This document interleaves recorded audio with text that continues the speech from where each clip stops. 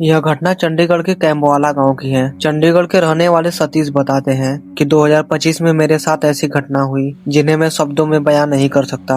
एक ऐसी घटना जिसे सुनने के बाद आपके शरीर के अंदर डर की एक ठंडी लहर दौड़ जाएगी। जब यह घटना हुई उस वक्त मैं लगभग 19 साल का हो चुका था। इस समय मैं ग्रेजुएशन में बीए कर रहा था और कॉलेज स्टूडेंट होने की वजह से पूरी तरह फैमिली पर ही निर्भर था। मैं अक्सर अपनी छोटी मोटी जरूरतों के लिए अपनी माँ से पैसे मांगा करता था।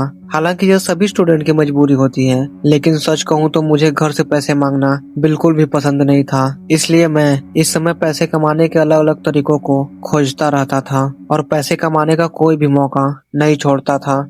मैं अक्सर घर पर बिना बताए 3 से 4 घंटे शादियों में स्टेज सजाने का भी कार्य किया है। उससे जो भी पैसे मिलते हैं उनसे मैं अपनी छोटी मोटी जरूरत की चीजें ले आता था।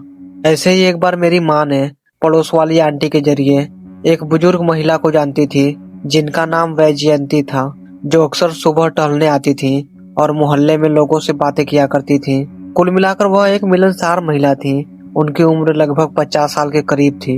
उन्होंने मेरी माँ से बताया कि उनके बेटे और बहू कुछ दिनों के लिए बाहर टूर पर गए हैं, जिसके वजह से घर के काम करने में मुझे काफी कठिनाइयां हो रही हैं। मुझे एक काम करने वाले लड़के की सख्त जरूरत है। वहीं पर मेरी माँ ने उन्हें बताया कि मेरा एक लड़का है जिसका नाम सतीश है। वह यह सब काम कर सकता है क्योंकि वह इन दिनों काम की तलाश में है। इतना बात सुनते ही वह बुजुर्ग महिला ने मेरी माँ से कहने लगी कि कृपया करके आप अपने बेटे को कल से काम पर भेज दीजिए, हम उसे रोज के हिसाब से पैसे दे देंगे। उन्होंने बताया कि काम कुछ हफ्तों का है और बहुत आसान है। यह कोई भारी या मेहनत वाला काम नहीं है। केवल हमें बगीचे में पेड़ पौधों को पानी देना है और थोड़े बहुत बिखरे हुए कामों को पूरा करना है। उन्होंने यह भी बताया कि काम के दौरान छुट्टियां नहीं मिलेंगी, इसलिए जितने दिनों का भी काम है मुझे वहां पर रहकर पूरा करना था। मैं अपनी माँ के कहने पर राजी हो गया क्योंकि वह उस बुजुर्ग महिला पर भरोसा करती थी और उन्हें काफी अच्छी तरह से जानती थी। उनका घर मेरे घर से लगभग 55 मिनट की दूरी पर था। जब मैं साइकिल चलाते हुए वहां पहुंचा तो मैंने देखा बेसिकली वह एक सुनसान ग्रामीण इलाके में रहती थी और उनका मकान काफी पुराना था, जो देखने में अंग्रेजों के जमाने का लग रहा था, जहाँ की सड़कें ऊबड़ खाबड़ और टूटी हुई थी। इनके मकान के जस्ट बगल में एक पेड़ों की लंबी कतार थी। जब मैं पहली बार इस इलाके में आया था तो मुझे यह जगह काफी पसंद आई क्योंकि यह एक शांत इलाका था जहाँ रातों में केवल पेड़ों के पत्ते और हवा की हल्की गूंज ही सुनाई देती है। कुल मिलाकर यहाँ का वातावरण काफी शांत था। जब मैं पहली बार यहाँ आया उन्होंने मेरी मुलाकात अपने पति आशुतोष से करवाया। उन्होंने मुझसे काफी देर तक बातें की। पहली मुलाकात में वो मुझे काफी अच्छे लगे। वो अक्सर हर छोटी छोटी बातों में मुस्कुराते रहते थे और काम के दौरान बीच बीच में मुझसे बातें भी किया करते थे। लेकिन यहाँ आने के बाद मैंने एक बात नोटिस करी। वह बुजुर्ग महिला जिनके माध्यम से मैं यहाँ आया, जिनका नाम वैजयंती था, उन्होंने मुझसे बातें करना बंद कर दिया। मुझे नहीं पता ऐसा क्यों हुआ। कुल मिलाकर वह मुझसे बहुत कम बोलती थी। यह सुनने में थोड़ा अजीब लगता है, लेकिन ऐसा ही था। और कभी कभी वह काम के दौरान मुझसे पूछती थी कहीं मैं थक तो नहीं गया, लेकिन जवाब में मैं हमेशा उन्हें ना कहता था। आशुतोष जी ने काम के दौरान हमें पहले दिन ही बता दिया कि वैजयंती को भूलने की आदत है। यह कोई बीमारी नहीं बल्कि इस उम्र में ऐसा होता है। उन्होंने हमें यह भी बोला कि इस बात से तुम कभी घबराना नहीं, और इतना कहते ही उन्होंने अपनी बात को वहीं समाप्त कर दिया। इन सभी बातों को लेकर मैंने भी ज्यादा विचार नहीं किया। काम खत्म होने के बाद उन्होंने मुझे मेरा कमरा दिखाया जो कि रहने लायक काफी बढ़िया था। मैंने थोड़ा समय मोबाइल पर बिताया और खाना खाने के बाद लगभग रात के 10:30 पर सो गया। तभी मेरे सोने के कुछ देर बाद गलियारे से कदमों की आवाजें आने लगी। मैं चौंक कर उठा। मैंने घड़ी में समय देखा। उस वक्त रात के करीब 1:43 हो रहे थे। मेरे रूम के बाहर कोई चल रहा था। वह हर 5 सेकंड में आ और जा रहा था। जब भी उसका पैर जमीन से स्पर्श करता उसकी आवाज स्पष्ट सुनी जा सकती थी। फिर अचानक से उसके पांव मेरे दरवाजे के ठीक सामने रुके। दरवाजे में गैप होने के कारण उसके पैरों की परछाई को अच्छी तरह से देखा जा सकता था। यह सब देखने के बाद थोड़े समय के लिए तो मैं डर गया था, लेकिन कुछ देर बाद वह वापस चला गया। सुबह होते ही मैंने यह सभी बातें आशुतोष अंकल जी से बताया कि आधी रात को कोई मेरे दरवाजे के बाहर टहल रहा था। तभी उन्होंने हमें यही बताया कि वह कोई और नहीं बल्कि वैजयंती थी। तुम्हें डरने की जरूरत नहीं है, क्योंकि उसे नींद में चलने की भी बीमारी है। वह कभी कभी ऐसा करती है, लेकिन हाँ, वह कभी भी किसी को नुकसान नहीं पहुंचाती है। अंकल जी ने हमें यह भी बोला कि यह सभी बातें मैं उनसे ना कहूँ, क्योंकि उन्हें बुरा लगेगा। इतना बात कहते ही वह वहां से चले गए।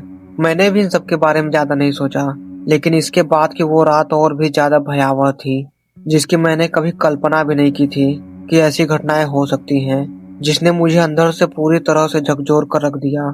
सुबह से शाम तक का वक्त बहुत अच्छे से गुजरा, लेकिन जैसे ही रात हुई, मुझे लगता है कि उस वक्त का समय लगभग रात के 10:49 के करीब हो रहा था, और मैं खाना खाने के बाद अपने कमरे में लेटकर कुछ देर तक मोबाइल स्क्रॉल करता रहा, और फिर कब मैं सो गया मुझे इसका पता भी नहीं चला।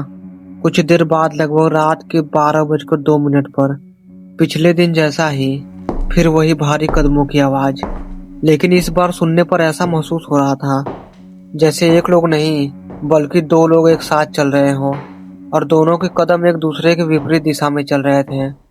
पिछले दिन की तरह मैंने फिर वही प्रतिक्रिया अपनाई।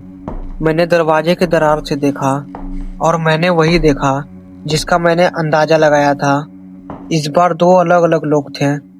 दरवाजे के दरार से केवल पैरों की परछाइयां ही देखी जा सकती थी। यह चीज देखने के बाद मैं डर के मारे फिर से अपने बिस्तर पर आ गया और चादर ओढ़कर सोने का नाटक करने लगा।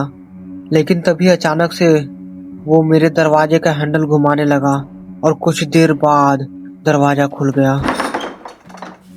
वो 2-4 कदम अंदर आया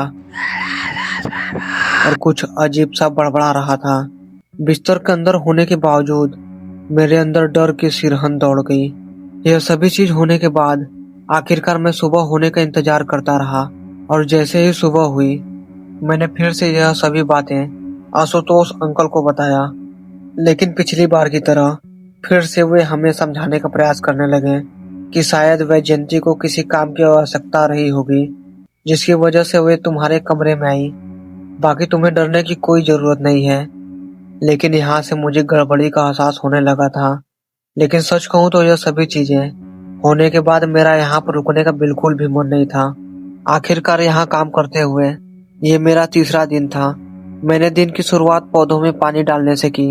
मैं पौधों में पानी डाल ही रहा था कि हमसे कुछ दूर पर खड़ी वैजयंती जल्दी जल्दी चलते हुए मेरे पास आई। तभी उसने अचानक से मेरा कॉलर पकड़ लिया। मैं जब तक खुद को संभाल पाता, तभी अचानक से उसने मुझे जोर से धक्का दे दिया, और मैं सीधा जमीन पर जा गिरा। मैंने उसके चेहरे को देखा, जो देखने में काफी ज्यादा भयावह और डरावना था। तभी उसने मेरे कान में कहा, रात में ज्यादा ना डरा करो। और उसने यह भी बोला कि आशुतोष की बातों पर कभी विश्वास नहीं करना। इससे पहले कि मैं कुछ कह पाता, आशुतोष अंकल दौड़ते हुए मेरे पास आए। तभी वैजयंती मेरे पास से जल्दी जल्दी जाने लगी। वह जाते समय फिर से सामान्य हो गई, जैसे कुछ हुआ ही नहीं। उनका चेहरा ठीक पहले जैसा साधारण सा लगने लगा। मैं वहीं चुपचाप खड़ा रहा और वैजयंती के उस बदले हुए व्यवहार को देखता रहा। तभी अचानक से आशुतोष अंकल ने मुझसे दोबारा से पूछा कि क्या तुम ठीक हो? मैंने लड़खड़ाती हुई आवाज में बोला, जी हाँ अंकल। इतना कहते ही मैं वापस से पौधों में पानी डालने लगा, और मन में यही बात सोचता रहा कि आखिरकार वैजयंती का मेरे प्रति ऐसा व्यवहार क्यों है? क्या मैंने कोई गलती तो नहीं की है? यह सभी चीजें देखकर मैं खुद में बुरी तरह से उलझ सा गया था। आखिरकार मैंने यहाँ से जाने का फैसला किया। सुबह होते ही मैंने अपना सामान पैक करना शुरू कर दिया था कि तभी अचानक से आशुतोष अंकल मेरे पास आए और पूछने लगे कि तुम अपना सामान क्यों पैक कर रहे हो? मैंने उनसे झूठ बोला कि घर पर कुछ काम आ जाने के कारण मुझे जाना पड़ेगा। मैंने उनसे झूठा वादा भी किया कि काम खत्म होने के बाद मैं जल्द ही लौटूंगा। यह सभी बातें कहने के बाद मैंने उनसे 3 दिनों का पैसा लिया। हालांकि उन्होंने पैसे आसानी से दे दिए। उन्होंने पूछा, कहीं तुम वैजयंती के व्यवहार से तो नहीं यहाँ से जा रहे हो? मैंने उनसे मुस्कुराते हुए कहा, ऐसी कोई बात नहीं है। तभी उन्होंने पूछा, क्या तुम जल्द लौटोगे? मैंने जवाब में उन्हें हाँ कहा, लेकिन यह बात कहते हुए मैं अंदर ही अंदर बहुत ज्यादा डर रहा था। आखिरकार मैंने उस जगह को छोड़ दिया और दोबारा कभी वहां नहीं गया। मैं घर पर आने के बाद यह सभी बातें अपनी माँ से बताया। पहले तो वो मेरा विश्वास नहीं कर रही थी, लेकिन मेरी बात सुनने के बाद वो हैरान थी। जब से यह सभी घटनाएं हुई उसके बाद से वे बुजुर्ग महिला सुबह कभी टहलने नहीं आई। मुझे नहीं पता कि वो इस समय किस गली में होंगी, कहाँ होंगी या क्या कर रही होंगी। भगवान का शुक्र है कि मैं वहां से निकलने में सफल रहा।